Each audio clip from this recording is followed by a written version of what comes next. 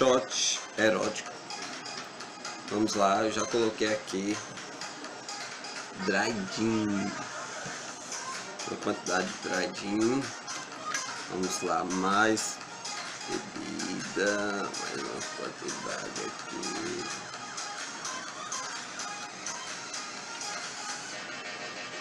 Vamos para o nosso Curaçao Blue.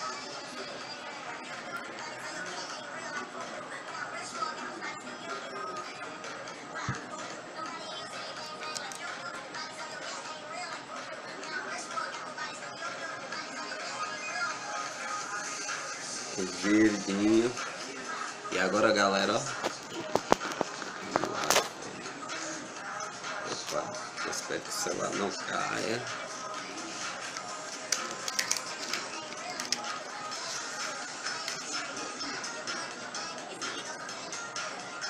Cá. Esse é um shot flamejante. Flamejante quer dizer que ele...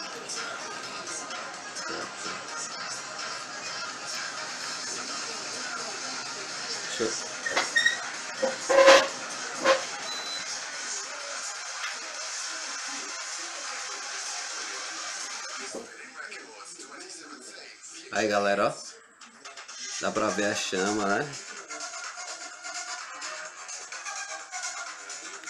Pegando fogo.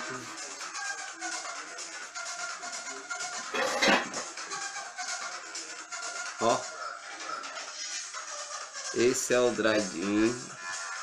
Aliás, esse é o shot erótico. E aí, pra beber, galera, vamos lá testar agora esse negócio aí, se pega. Todo mundo tá vendo que tá pegando fogo, né? Ó. Agora eu tô cismado aqui que eu vou beber isso.